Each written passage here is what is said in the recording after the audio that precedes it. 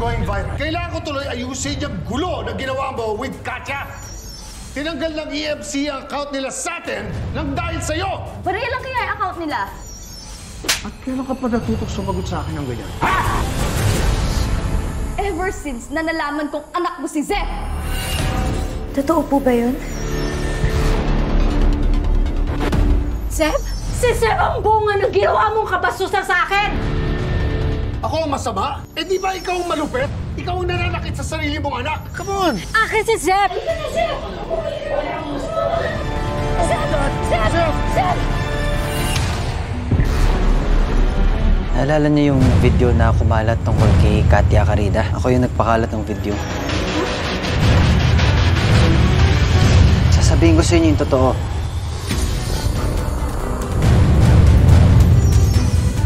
Anong ginagawa mo dito?